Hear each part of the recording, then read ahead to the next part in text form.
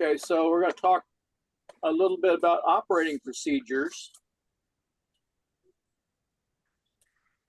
So for doing FM, which as a technician is pretty much what you're going to be limited to, except for the little section on 10 meters where you can do voice, or you can do CW on some of the lower HF bands. You're probably going to start off with a what we call a handy talkie or a handheld transceiver. Most of them are going to be like 5 watts. I think there's some that claim to be 8. You're going to have very limited range, and usually they're going to have a compromised antenna we call a rubber ducky. It's a little short stubby thing covered in rubber, and it's there for the protection of the antenna, but it's not a very good antenna. If you really want to optimize it, you can get a different antenna for them that is quarter wavelength long. Usually they're like 16, 18 inches, so it's not. They call them width antennas? Yeah. It's not as convenient at having that little short rubber ducky, but it makes it work better. But in either case, you're going to be limited essentially to line of sight, which means that your signal is not going to propagate and reflect or refract off the ionosphere. It's going to be between you and whatever you can see. Now, and it's going to be limited by how high you are and where the horizon is. And there's a formula for that. Can you go by like how many miles? It wouldn't go like over 5 miles or something like that, or? Right. Okay. Well, the formula for the horizon is the square root of the height in feet times 1.23. So let's say you were a tall person and your radio was 9 feet off the ground, then it's going to be 3 times 1.23, or about 4 miles. Okay. That's to the horizon. Now, if there was another 9-foot person on the other side of the horizon at 4 miles away, you two could communicate over 8 miles. Gotcha. So obviously the higher the better, but it also, because it's the square root, it's diminishing returns. Now there's another factor called the radio horizon, where the signal actually travels along the surface and bends past the horizon. And it's the same kind of formula, except instead of 1.23, it's 1.41 that you multiply by. So that 9-foot person is now going to be what? More than, like 4.5 miles or whatever it comes out on each side. So it's, it gives you about 10 to 15% more actual distance than just the horizon itself. So for any kind of distance, you're going to need to talk to a repeater. And there's lots of repeaters around, depending on where you are. There's quite a few around our area. And what they do is just retransmit the signals that they receive out on a different frequency. So there will be a frequency listed for a repeater. Let's say the one here on top of the VAB at the Space Center, which is at 444.925 megahertz. So that's the frequency that you're going to listen to for that repeater.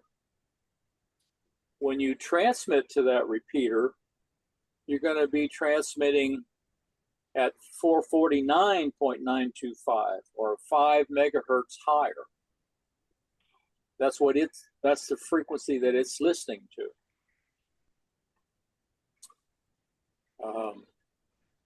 You can have essentially repeaters on space stations that automatically retransmit, but the repeaters themselves are also limited to line of sight. So you'll usually see repeaters up on top of tall towers or very tall buildings. In the case of the VAB one, it's at 525 feet. So if you do that little formula, you can see we're getting up close to 40-mile radius. So that one will do most of Brevard County.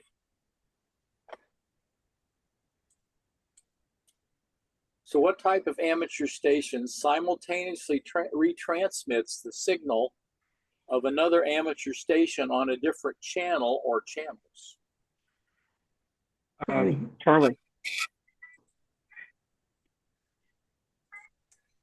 What types of amateur stations can automatically retransmit the signals of other amateur stations? Delta. Delta.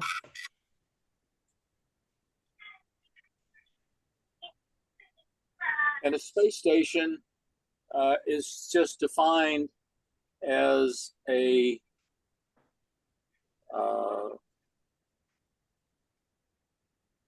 transmitter receiver that's above the Earth. There's actually a minimum amount, and I forgot what it was in kilometers. But essentially, it's not an Earth-based radio. Once it's above the ground and not connected to anything, it becomes a space station. Repeaters can be linked, which means they can have connections to other repeaters, sometimes through the internet, sometimes through microwave towers, various types of connections. One of the examples here in Florida is called SARNet.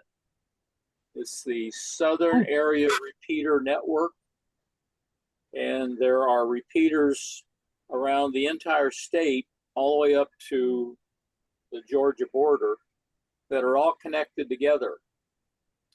And it's essentially set up for emergency operations, although you can use the SARNet.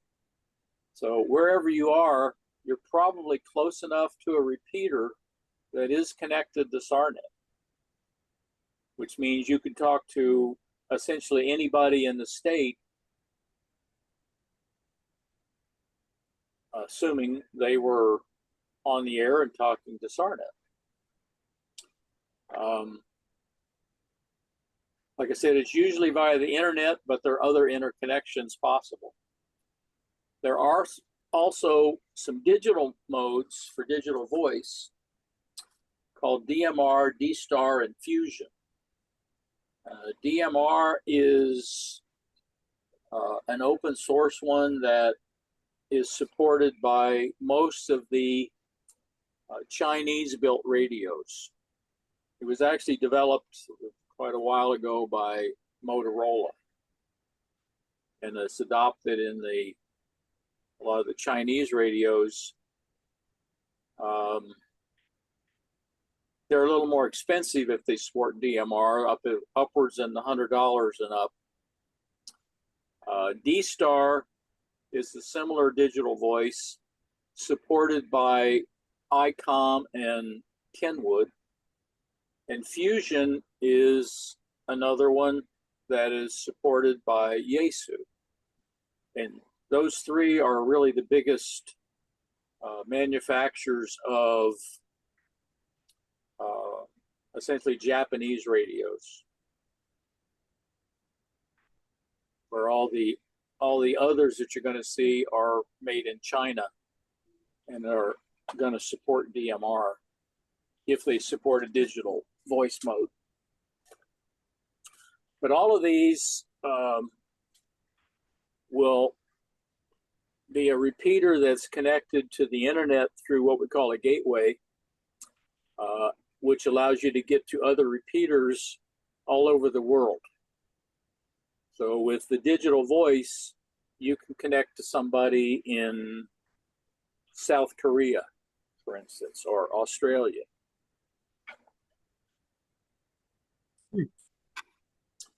So which of the following describes a linked repeater network?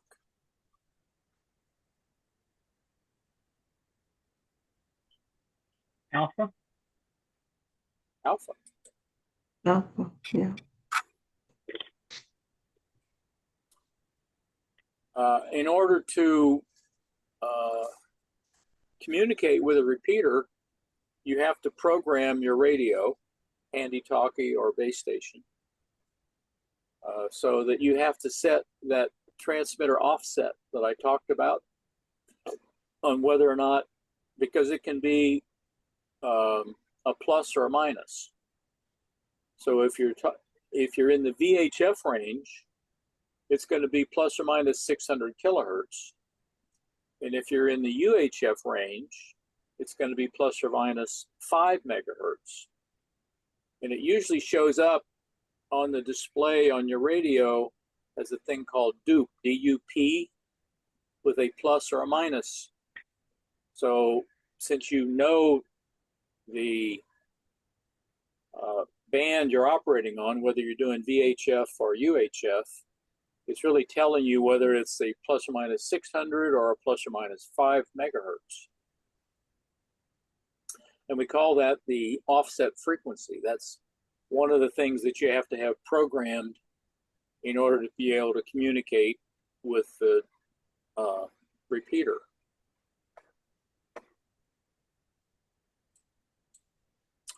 So what's a common repeater frequency offset in the 2-meter band? Bravo. Bravo.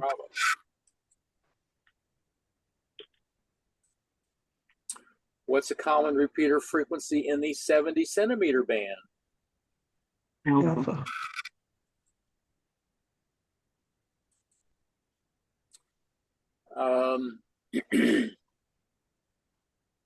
Sometimes repeaters will pick up interference where you can actually have some refraction of those signals from a very distant source. It could be on the same frequency. So one of the ways to prevent that is called a continuous tone coded squelch system, or CTCSS. And it means that there's a audio tone that's sent along with the signal down below what most people can hear, what they call it subaudible. And it's in that range of 67 to 257 hertz. So each repeater is going to have a tone associated with it to access it out of that range. And it will be listed in like the repeater handbook, which lists all of the repeaters around the country. And it tells you what the offset is, and it tells you what the tone squelch, the CTCSS is. And that's one of another item that you have to have programmed into your radio, because if you don't have the right tone, you're not going to be able to access the repeater. And that's how they prevent transmissions from on the same frequency from somebody that's at a distance and not supposed to be able to get in. We sometimes have interference on the VAB repeater from stations in Jacksonville, which is pretty far away. Yeah. And around Daytona Beach also. There's also a digital code squelch called DCS, and it works basically the same way, and some repeaters may be set up for DCS instead of CTCSS, but majority are going to have a CTCSS tone or a squelch tone. So before you go on, what sort of things might be, for example, in the Jacksonville case, what are the sources of those interference? Are they radio operators or are they other things altogether? Probably another repeater that's on the same frequency. When they allocate frequencies to repeaters, since there's a limited number, you can have repeaters in the same state on the same frequency, but they try to do it so they're far enough apart that they shouldn't interfere with one another. But sometimes, because of actions with the ionosphere, you can actually get some propagation and pick up signals from another repeater that's 100, 200 miles away. Yeah. So they're not supposed to be able to interfere, but sometimes they do. So that's another reason why they have the squelch system. So the repeater in Jacksonville, for instance, would have a different tone squelch than the one here on the VAB. If they both had the same one and they're both on the same frequency, then you've got a problem whenever it happens. But there's actually a kind of a committee that manages the repeater frequencies and the tones and things. Because if you want to put up a new repeater, you actually have to go to them to get a frequency allocation. You can't just turn a repeater on and set it to whatever frequency you want. You have to get it approved. So what term describes the use of subaudible tone transmitted along with the normal voice audio to open the squelch of a receiver? Delta. Delta. And you remember what squelch is, right? A little bit. No. I'll just be honest. No. It's got something to do with that background noise that you can finally, you can adjust it so that that noise goes away. Right. In other words, it mutes the output of your receiver until the signal is greater than what the squelch is set to. So you can set it so noise doesn't trigger the squelch, so you don't hear the noise. Gotcha. But in this case, you want to hear the noise so that it hears this subaudible tone. So you have to open the squelch up to let it the tone in. Is separate, and it only triggers the repeater itself. Or your radio, because you can have the squelch set on transmit and receive. And they can be different. So delta? Delta. Delta. So which of the following could be the reason you're unable to access a repeater that you can hear? Delta. I would say delta. Right. Could be any of those. Hey.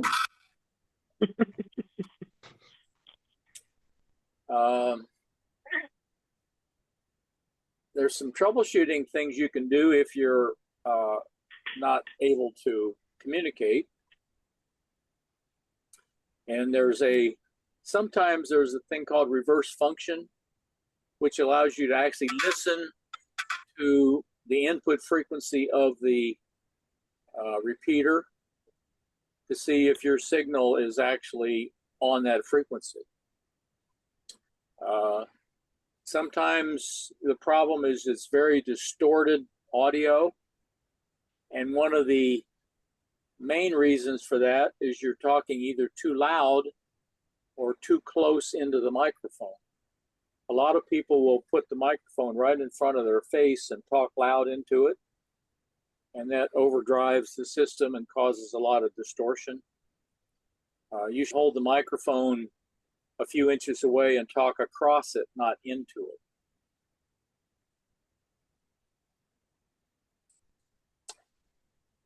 So how is a VHF UHF repeater's reverse function used?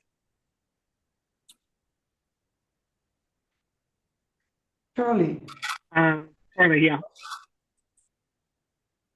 I can't say I've ever used it, but it's supposedly there. What would cause your FM transmission audio to be distorted on voice peaks? Wait, Charlie. Charlie? Harley.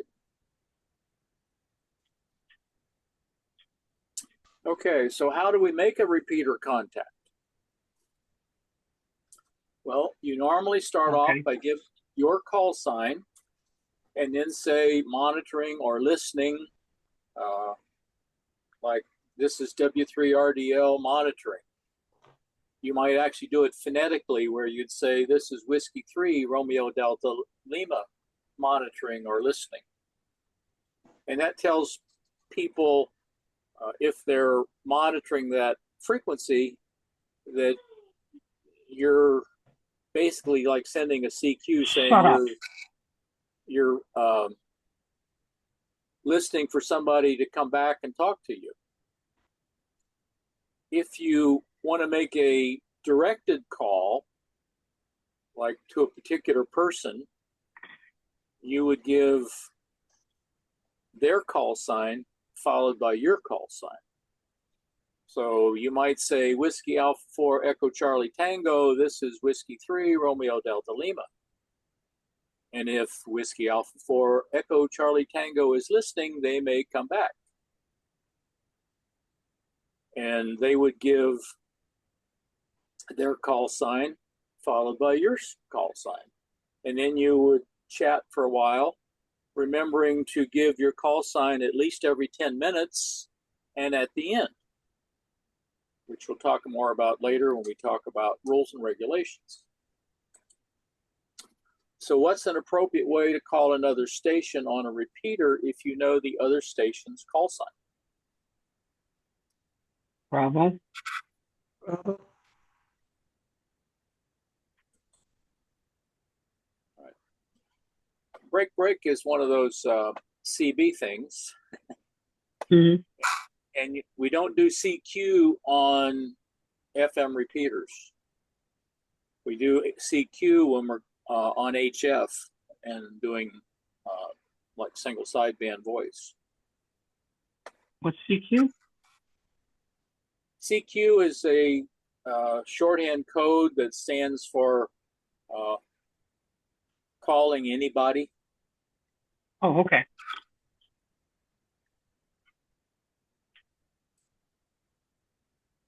Which of the following indicates the station is listening on a repeater and looking for a contact?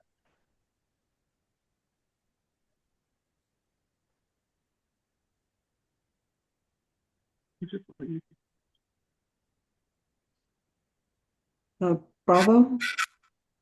Bravo. Yep. Yep. QSY, by the way, is another one of these little shorthand things that we'll talk about later, which means that you want to go to a different frequency. So maybe there's too much interference or whatever, and you would do a QSY to whoever you're talking to up 5 or something like that, and you would both switch to a different frequency.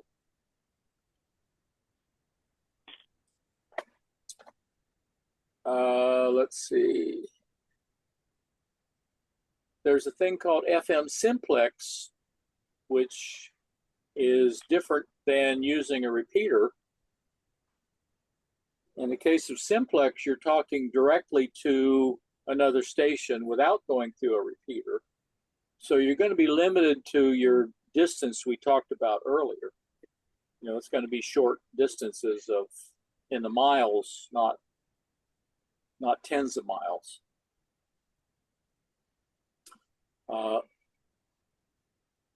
One of the reasons they have that, and there are some fixed channels which are listed down there for the 2 meter and 70 centimeter. They're called the National Simplex Calling Channels. And normally you would use that frequency, make contact with somebody, and then do a QSY to a different frequency. One of the reasons is so that you don't tie up repeaters in areas where the repeater traffic is very high. Around here, that's not really an issue. There's not a lot of repeater activity usually. But they call it simplex because you're transmitting and receiving on the same frequency, where when you're talking to a repeater, you're transmitting and receiving on different frequencies. Does that tie in with people talking on the radio when they say over, over, over? Yeah, people can say over, you know, when you're kind of throwing it back to them.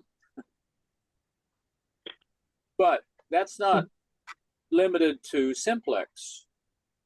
You can do that on a repeater also if you're talking to somebody. You know, when you're ready to let them talk, you do over or back to you or something to indicate that you're done. So Charlie, I've heard some people like on SARNet and some of the others that don't seem to ever stop talking.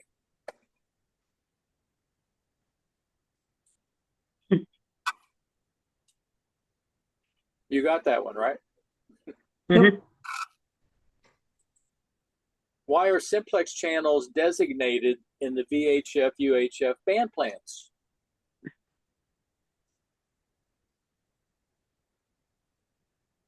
Alpha? alpha. Alpha sounds good. The delta one sounds tempting, but it's not correct. Yeah, it was tempting. It doesn't allow you to access the repeater. Okay. So with a simple transmitter without doing an offset, you can only talk to other transceivers that are on the same frequency. Mm-hmm. What is the national calling frequency for FM simplex operations in the 2 meter band? Alpha.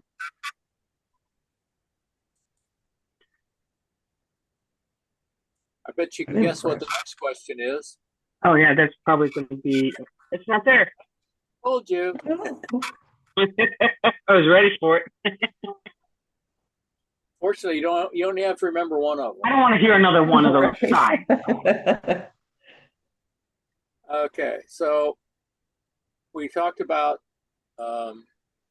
repeaters and auxiliary stations and space stations that receive and transmit on different frequencies.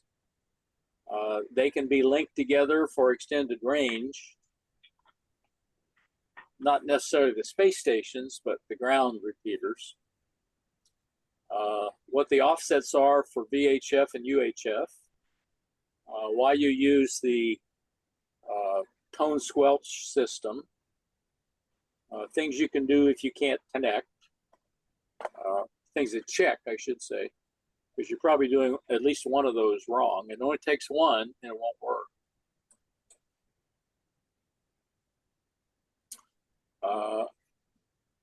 Another check is to use the reverse function to see whether or not you're actually transmitting on that frequency that the repeater's listening to.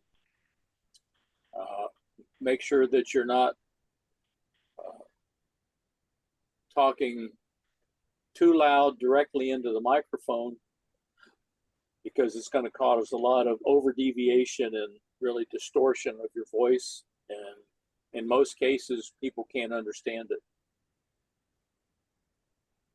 Likewise, you don't want to talk too low, because you can still have a strong signal but with very low audio. So that's another issue, but most people tend to talk too loud or directly into the microphone. To make a contact on a repeater, you do the station's a directed contact. You do the station's call sign followed by yours if you're trying to contact a specific person.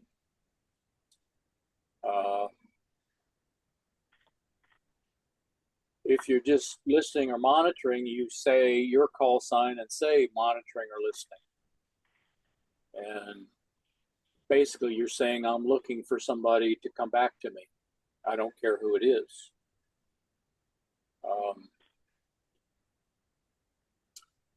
In simplex, the difference is that you're transmitting and receiving on the same frequency as opposed to a different transmit-receive frequency. And you're going to be talking directly to another station or handy-talkie, so that you're not using the repeater at all. And remember the VHF or the 2-meter national simplex calling frequency.